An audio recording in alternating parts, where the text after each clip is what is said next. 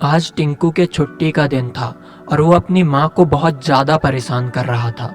उसकी माँ सुनीता जी एक बुक पढ़ रही थी, लेकिन टिंकू बार बार उनको परेशान करता जा रहा था। टिंकू का दिमाग बहुत तेज चलता था और वो हमेशा कुछ न कुछ किया करता था। आज वो अपनी माँ से बहुत ज़्यादा ही सवाल कर रहा था कि माँ ये क्या है, कैसे बनता है, ये क्यों होता है, कैसे होता है। उसकी माँ बहुत ही ध्यान से किताब पढ़ रही थी, लेकिन उसके बार बार सवाल पूछने पर वो परेशान हो जा रही थी। उन्होंने सोचा कि इसको कैसे बिजी करूं। तभी पास में रखे एक बुक पर उनकी नज़र गई और उन्होंने बुक को उठाकर देखा तो उस पर एक नक्शा बना हुआ था। उन्होंने उस नक्शे को कई भाग में फाड़ दिया और टिंकू को बुलाया और बोला, टिंकू तुमको एक काम करना है अभी। टिंकू बहुत ही खुश हो गया और उसने बोला, माँ बताओ मुझे क्या काम करना है। उसकी माँ ने बोला, तुमको ये फटा हुआ नक्शा फिर से जोड़ना है, क्या तुम ये कर पाओगे?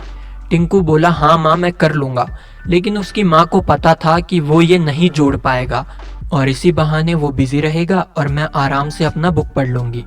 उसकी माँ बुक फिर से पढ़ने लगी और टिंकू भी अपने काम में लग गया। लेकिन ये क्या, 10 मिनट बाद टिंकू फिर आ गया और बोला, माँ देखो मैंने नक्शा जोड़ दिया। उसकी माँ ने बोला, सही से किया है ना? वो बोला, हाँ माँ बिल्कुल सही से किया है, आप देख लो। जब उसकी माँ ने देखा तो नक्शा एकदम सही जगह पर था और एक एक टुकड़ा अपनी सही जगह पर जुड़ा हुआ था। ये देख टिंकू की माँ बहुत ही हैरान हो गई और बोली, बेटा आपने ये कैसे किया?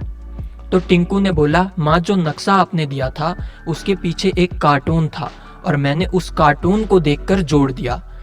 ये सुनकर उसकी माँ बहुत ही खुश हो गई और वो समझ गई कि उसका बेटा बहुत ही चालाक है।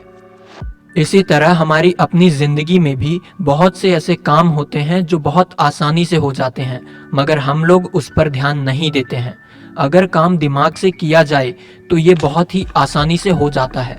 चैलेंजेस और परेशानियां सभी की जिंदगी में आती हैं, पर फर्क किस बात से पड़ता है कि हम उनसे दूर भाग रहे हैं या उनका सामना कर रहे हैं अपने तरीके से। हर समस्या के दो पहलू होते हैं, एक बहुत ही भयानक और दूसरा बहुत ही सिंपल। हम भयानक रूप को देखते हैं और डर जाते हैं, पर हकीकत में वो मुसीबत बहुत आसान होती है। बस हमें ठीक से उसे समझकर सही कदम उठाने की ज़रूरत है।